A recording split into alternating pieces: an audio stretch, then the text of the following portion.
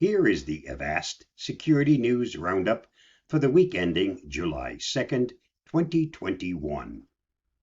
A U.S. Senator exposes data purchases.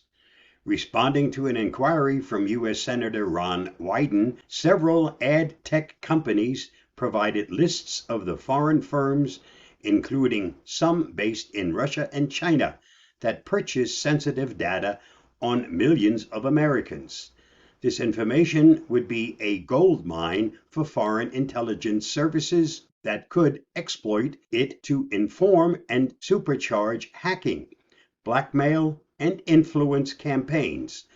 Wyden said in a statement before launching the inquiry, asking ad tech companies which foreign entities are buying their bidstream data, which includes information such as GPS location, device identifiers, and browsing history. Wyden sent the question to Google, Verizon, Magnite, PubMatic, Index Exchange, and OpenX, among others. Google and Verizon did not respond to Wyden's inquiry. Magnite submitted a list of 150 companies, some of which Wyden's team discovered were based in Russia and China. The revelation highlighted potential privacy issues, and Wyden's team is still assessing whether or not it constitutes a security risk.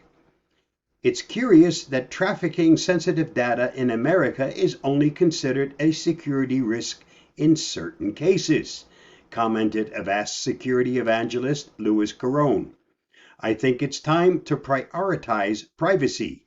If there is absolutely no control over the information that is being managed by ad tech companies, anything can happen, and while there could be useful tools through legislation to handle this, it is better for users to take control on their privacy and avoid digital tracking by using what we already have: secure browsers, VPNs, etc. For more on this, see Motherboard. Microsoft signed a driver loaded with Rootkit malware. Operating system creators offer code signing to help you steer clear of hostile software, but Microsoft may have inadvertently broken the trust that signing is meant to create. Bleeping Computer said Microsoft has confirmed that it signed NetFilter, a third-party driver for Windows containing Rootkit malware that circulated in the gaming community.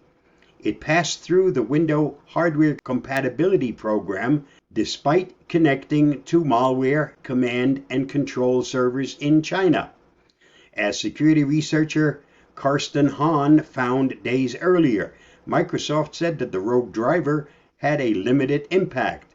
It was aimed at gamers and isn't known to have compromised enterprise users. Also, the rootkit only works post-exploitation, according to Microsoft.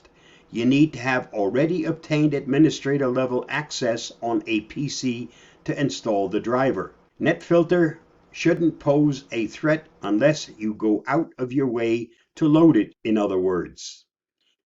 Even so, the incident isn't entirely comforting. Many people see a signed driver as confirming that a driver or program is safe.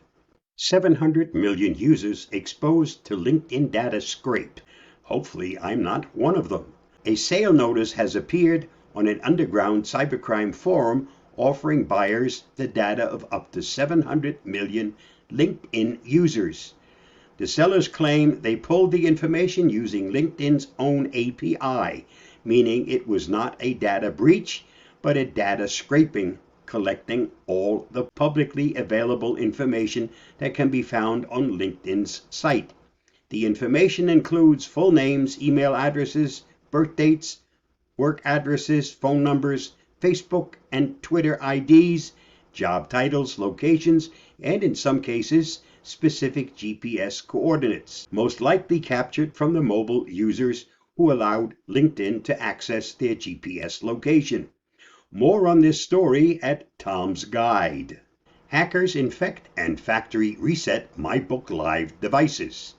In a statement this week, Western Digital analyzed a series of cyber attacks on MyBook Live storage devices, where hackers exploited two vulnerabilities, one to install malware and the other to completely wipe the device clean with a factory reset.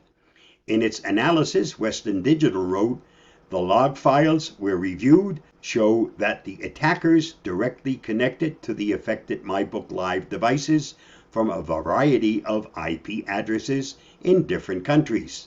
Our investigations show that in some cases, the same attacker exploited both vulnerabilities on the device. The motivation behind a hacker launching each of these opposite attacks remains unknown. For more, see Ars Technica. U.S. agencies use facial recognition without accountability. The Government Accountability Office has learned that 15 federal agencies use non-federal systems of facial recognition for law enforcement purposes, and very few are keeping track and logging its use. The GAO surveyed 42 federal agencies that employ law enforcement officers about their use of facial recognition and learned that 20 do make use of the federal system, while 15 use privately built systems. Of those 15, the GAO has made recommendations that 13 of the agencies track employees' use of non-federal systems and assess the risks these systems can pose regarding privacy, accuracy, and more. For further details, see the GAO report. How to spot tech support fraud pages, realize you're being targeted, and know what to do in the situation. When Jamil Kwanda got a call from Avast Tech Support, he had no reason to think that it wasn't really Avast calling.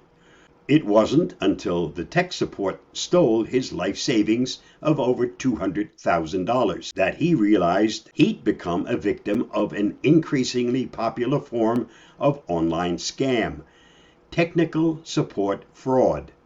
Tech support fraud is a big business for criminals. You may not realize it, but these schemes are actually run like a business, with sophisticated call centers and proven scripts that they use. Please follow the excellent advice offered by the Avast Threat Labs. And that wraps up this week's Avast Security News Roundup. Stay safe, stay secure. I'll see you again next week. Bye-bye.